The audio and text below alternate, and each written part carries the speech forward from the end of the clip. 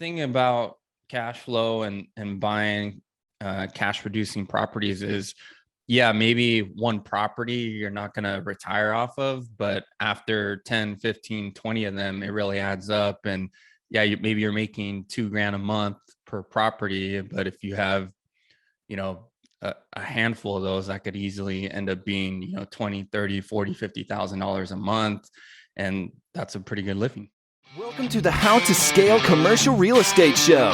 Whether you are an active or passive investor, we'll teach you how to scale your real estate investing business into something big. Jonathan Barr started his real estate career just after the 2008 recession. He's been involved in over 400 residential flips in the competitive LA market. He's also been in ground-up development, in repossessions, and is now 100% focused on multifamily properties. Jonathan, welcome to the show. Hey, Sam. Thanks for having me. Hey, man, the pleasure's mine. The same three questions I ask every guest who comes on the show. Can you quickly tell us, where did you start? Where are you now? And how did you get there? Sure. So I grew up in a real estate family, so I've kind of always been around it. My daycare was my mom's office, went to open houses as a kid. So I joined after that 2008 recession. I joined the family business, which was a flip business. And we started going to the foreclosure auction. So I was in charge of that. We were buying about 7-8 homes at one point in Los Angeles a month. So we were buying quite a bit. Yeah. When that started to dry up a bit, we started to get into some ground up stuff. So we did some development stuff near downtown Los Angeles. We also had a small portfolio of smaller 1 to 4 unit properties that we held on to and that at least I managed myself. So I've kind of been in the trenches and dealing with tenants and all that and rent control in LA. Yeah.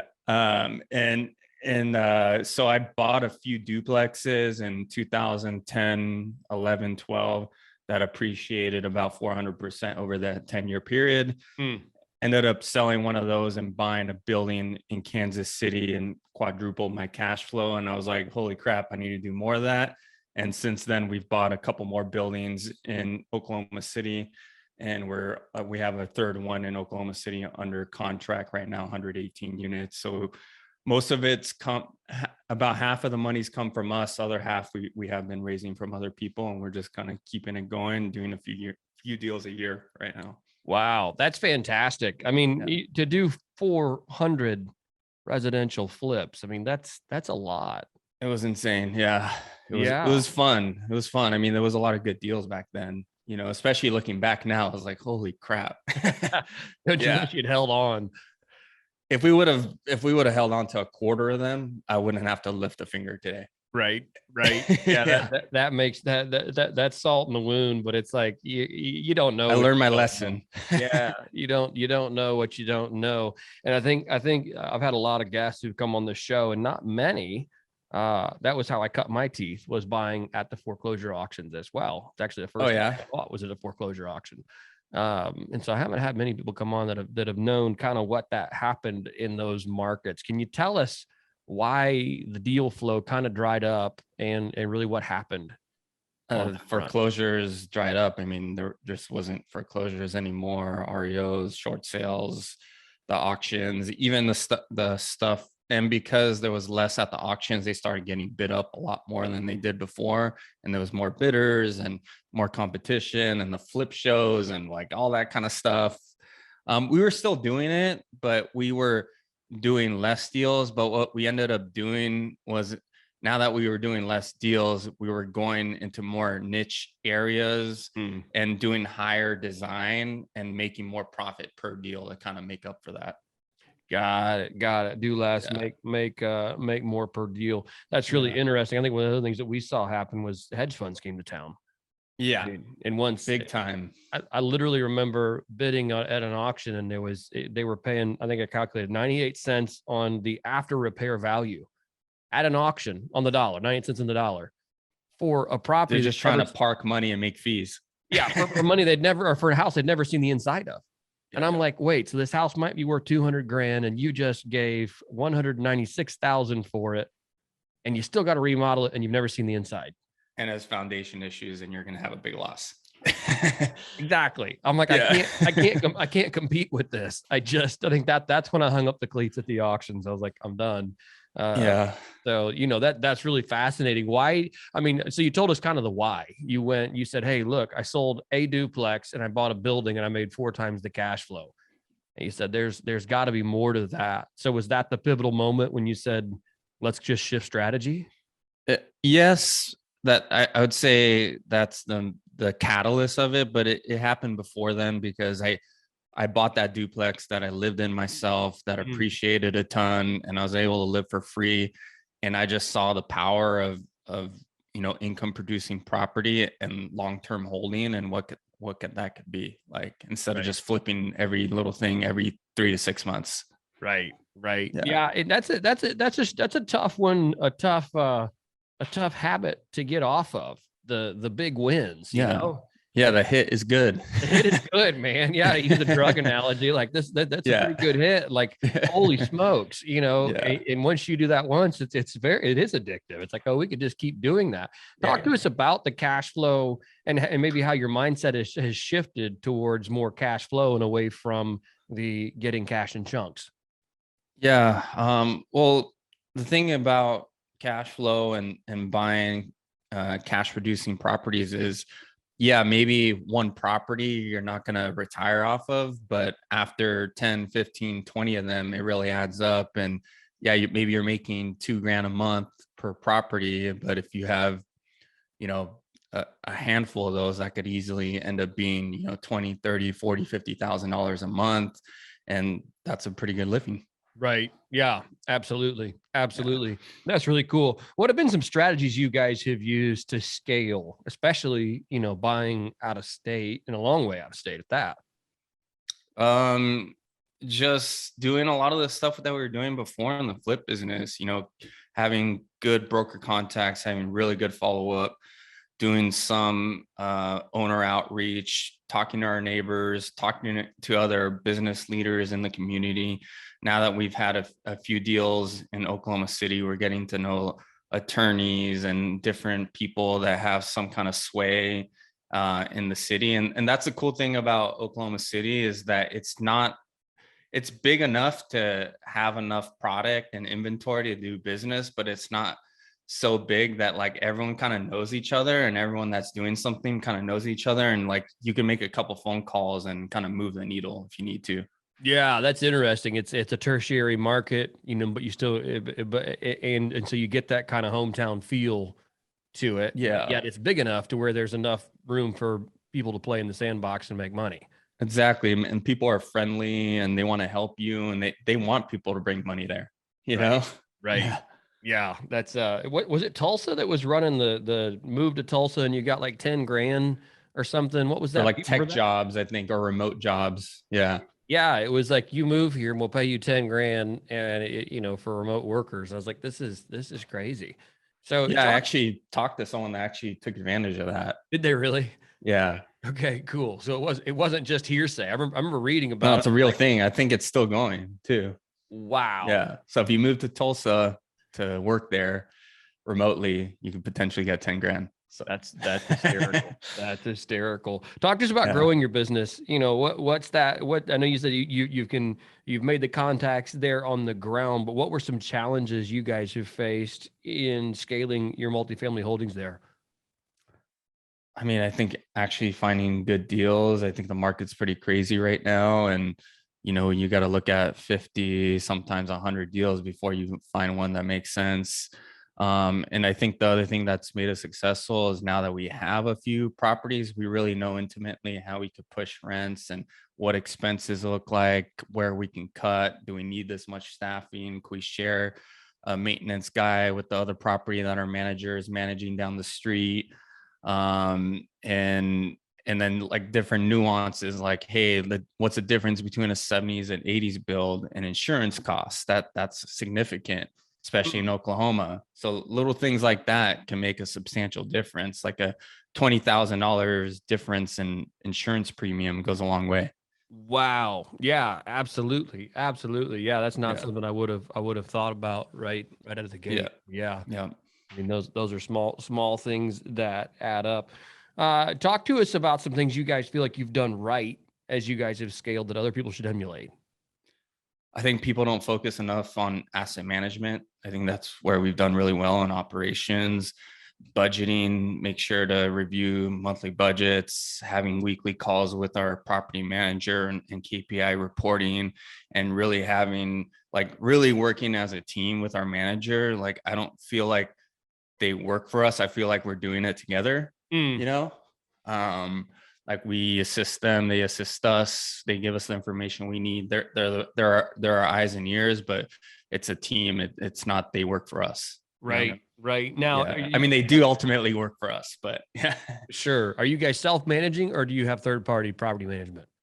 We have third-party property management, but they're also own some properties in Oklahoma. So they kind of have that owner mindset, and more of it feels more of a partnership than that, which we like. Right. Yeah. And that's not very common, I don't think, to find a management company that also self-owns, or maybe I'm missing something there, but I feel like a lot of I think sometimes you'll find they'll have some kind of interest. I know they're also selling some of their properties, and they're focusing more on third party. We're actually their first third party client in the market. So that's fascinating. Yeah. But we like that because they are kind of willing, we were growing in the market, they are growing in the market. And so they're kind of letting us steer the ship a little bit and kind of ask for certain things because it was early on in the process with them, and we can kind of grow together. Right. Right. That's absolutely fantastic. What do you, what do you see is the long-term, like when you look at multifamily as an asset class, like where do you see it going in the next 2 to 4 years? I mean, I think in the next year, it's still going to be look pretty good. But I mean, the COVID supposed downturn was basically not a downturn. And I feel like we're still due for something. So, maybe we'll see what happens to rates. We'll see what happens with inflation and the general economy. It's hard to really tell, but we're just always guarding our downside risk, and we basically are careful with the amount of debt, and we want to be able to take like a 30% hit to income and still break even to be able to be in a really solid place. Right. Yeah, that's a tough one to underwrite, but I think that's really smart. Yeah, I mean, it's challenging, but in the right deals, we're able to make it work. It sometimes not quite 30%, maybe it's like 27%, but we try to get pretty close to that. Right. Yeah. Having that buffer is absolutely critical. And sometimes maybe in the short term, it's not quite that, but we know we're pushing rents to a certain point pretty quickly to market. Right. That will be around there. And that's one of the things we saw in the 2008 recession, was just not having the margin, right? Going back to the reserves, all that kind of, buying at 98 cents on the dollar. It's like, there's no margin here for error or for the unforeseen. Exactly. And that's, I think, a lot of the issue right now, and why people are being so aggressive, because they're forecasting crazy rent projections, even more cap rate compression, and there's not a lot of room for error. And if things go the other way, there's going to be a lot of people in trouble, and then we'll be there to buy it from them. Right. Because you did the right thing on the underwriting, and we're conservative about it. This has been fascinating. I love hearing what you guys have done, how and why you've pivoted, in just kind of what your plan is for the future and what your outlook is there. That's been lots of fun. Thanks for sharing your story and the things that you've learned along the way. Here's the final 4 questions for you. The first one is this: what is one tool or resource you find you can't live without? I would say my calendar. If it's not on my calendar, it's not happening. Right. Also my CRM, I use Active Campaign, and just makes it really easy to keep track of who I'm talking, when I'm talking to them, and like how they interact with me. Right. Yeah. That's absolutely a great one. That's Active Campaign it's a very powerful suite of stuff that you can do with it, but it certainly takes a little while to figure it out. So automation, all that kind of stuff. Yeah, absolutely. I'm kind of like into tech and all that Are kind you? of stuff. So yeah. Gotcha. That's fantastic. Second question is this: what is one mistake you could help our listeners avoid, and then how would you avoid it?